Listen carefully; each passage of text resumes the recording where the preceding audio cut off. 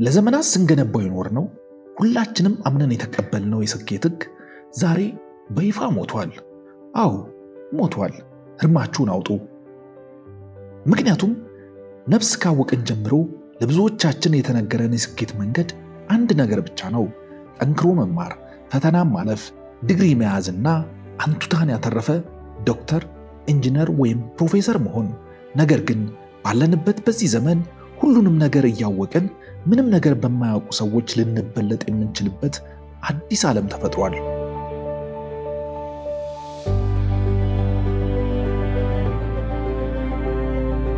ታዲያ በዚህ አዲስ ዓለም ውስጥ ሜዳውን እየተቆጣጠሩት ያሉት እነማን ናቸው? ነገሩ መነጋገሪያ እየሆነ ያለና ብዙ ሰዎች የተዋጠላቸው ባይመስልም አርቲፊሻል ኢንተለጀንስ በዓለማችን ላይ በተጻፉ መጻሕፍት፣ ጥናቶችና ድረገጾች ይዘቶችን እንዲያነብ፣ እንዲማርና እንዲሰለጥን ተደርጓል። በዚህም ሕክምናን ጠንቅቆ ያውቃል።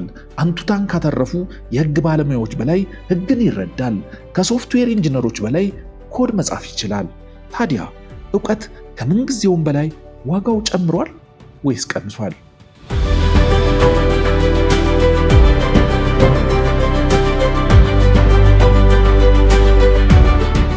ልብ ብለን ካስተዋልን በዚህ ጊዜና በዚህ ወቅት እጅግ በጣም አዋቂ የሚባሉ ሰዎች መቅረታቸውን እንኳን በውል ሳይገነዘቡ እጅግ በጣም ወደ ኋላ ቀርተውብናል።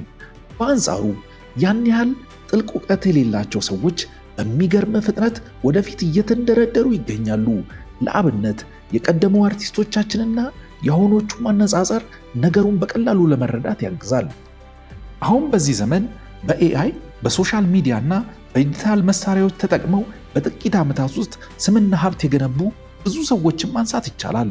በአንጻሩ ትልቅ ስምና ዝና ገንብተው ከኤአይ ከሶሻል ሚዲያና ከዲጂታል መሳሪያዎች የራቁ ከትውልድ እይታ ከመራቃቸው በላይ ገቢያቸውም በዚያው ልክ የሟሸሽባቸው በርካቶች ናቸው።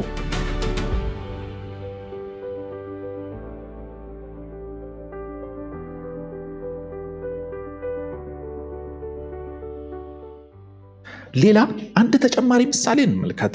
ሁለት ሰዎችን እንውሰድ። አንድ አይነት ዲግሪ ያላቸው፣ በአንድ ላይ የተመረቁና እኩል ውጤት ያላቸው። የመጀመሪያው ባለፉት 2 ዓመታት ይበልጥ ብዙ ንድፈ ሐሳቦችን አካብቷል። በተማረው ላይ ሌላ ዕውቀት እያከለበት ፕሮፋይሉን አሳድጓል።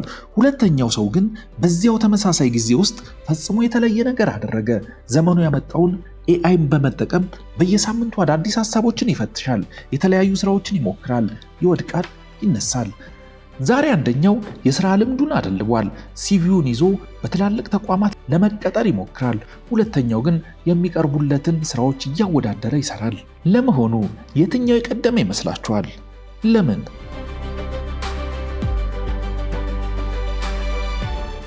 አሁን ላይ ማንም ሰው አምኖ ሊቀበለው የማይችል ሀቅ ይህ ነው።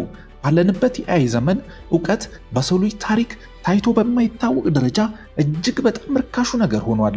እያንዳንዱ ቋንቋ፣ እያንዳንዱ የሕግ ጉዳይና እስካሁን የተጻፉ እያንዳንዱ የኮምፒውተር ኮድ በ10 ሰከንድ ውስጥ ለማንኛውም ሰው በነፃ ይገኛል።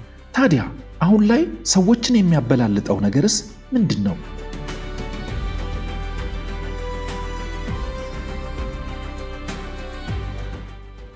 በነገራችን ላይ ይህ አይነቱ ክስተት ለዓለማችን የመጀመሪያው አይደለም።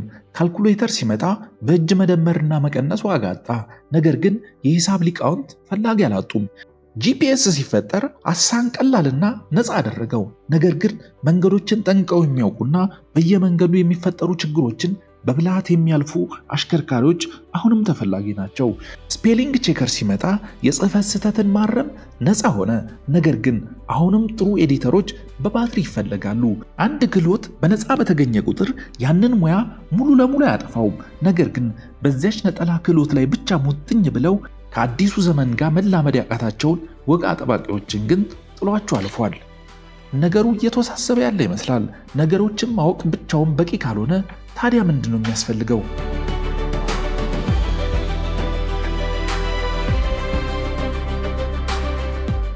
አንድ ነገር ላይ እርግጠኛ መሆን ይቻላል። በኤአይ ዘመን የመወዳደሪያው አውድ ተቀየረ እንጂ ሙሉ በሙሉ አልጠፋም፣ ወደፊትም አይጠፋም። ኤአይ በ10 ሰከንድ ውስጥ 100 አዳዲስ ሐሳቦችን ሊሰጠን ይችላል። ነገር ግን በሚቀጥሉት ዓመታት ሕይወታችንን በእርግጠኝነት ሊቀይር የሚችለውን ትክክለኛ ሥራ መርጦ ሊነግረን አይችልም። ይህ ብልሃትና ሚዛናዊ ውሳኔ መስጠት የኛ የሰው ልጆች ብቻ የሆነ ልዩ አቅም ነው።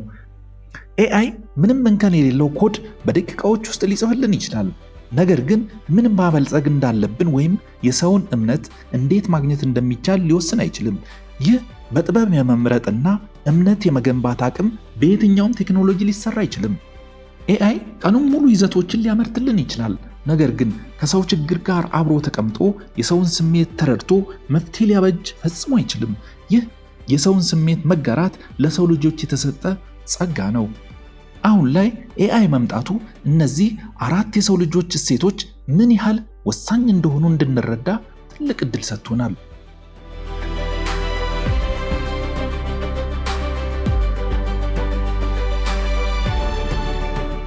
በመሆኑም ራሳችንን ከጊዜው ጋር ለማስማማትና ለነጋችን ዋስትና ለመስጠት በኤአይ ዘመን ልናዳብራቸው የሚገቡ 5 ወሳኝ ክህሎቶች እነዚህ ናቸው።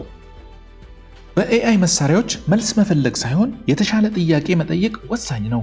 ይበልጥ ጥልቅ ጥያቄ የሚጠይቅ ሰው በኤአይ እጅግ የላቀ መልስ ያገኛል።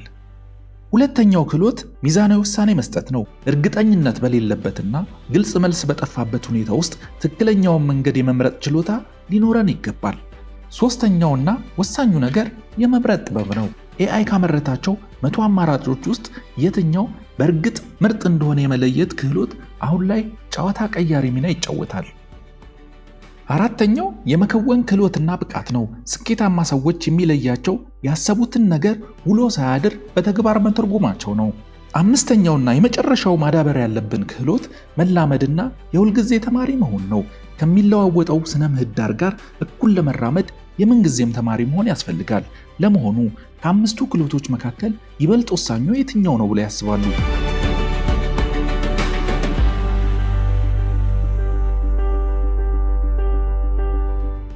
አሁንም የሚጎመዝዘው ሐቅና ምቾት የማይሰጠው ክፍል ላይ ደርሰናል። ከነዚህ 5 ነገሮች መካከል አንዳቸውም ቢሆን ከኢንተርኔት ዳውንሎድ ማድረግ አይቻልም። እነኚህን ክህሎቶች ሸምድዶ ወይም ኮፒ ፔስት አድርጎ አእምሮ ውስጥ መክተት አይሞከርም። ከፈተና በፊት ባለው ምሽት ሚዛናዊ ውሳኔን ልንሸመድደው አንችልም።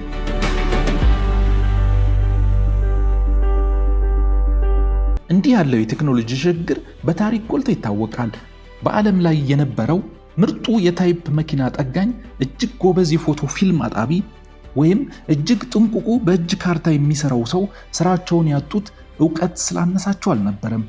እያንዳንዳቸው በወቅቱ ከነበሩ ሰዎች በላይ ጥልቅ ክህሎት ነበራቸው። ስራቸውን ያጡትና መሬት የከዳቻቸው ዓለም መፈለጉን ያቆመው አሮጌው ክህሎት ላይ ብቻ ሙጭጭ ብለው በመቅረታቸው ነው። ይህ ነገር አሁን በእኛ ላይ እየደረሰ ይሆን? ከዚህ ሁሉ ለማምለጥ ምን ማድረግ ይኖርብናል?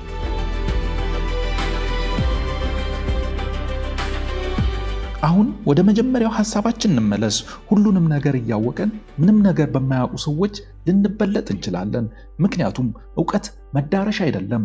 ባለንበት የኤአይ ዘመን ዕውቀት ወደ ጨዋታው መግቢያ ትኬት ብቻ ሆኗል። ቀደም ብለን ያነሳናቸው የሁለቱ ተመራቂዎች ልዩነት ምንድን ነው? አንደኛው ኤአይን ከስራ ለመሸሽና አቋራጭ ለመፈለግ ሲጠቀምበት፣ ሁለተኛው ግን ጥረቱን በብዙ እጥፍ ለማባዛት ተጠቀመበት። የኤአይ ዘመን እንቆቅልሽ ሲፈታ ይህንን ይመስላል።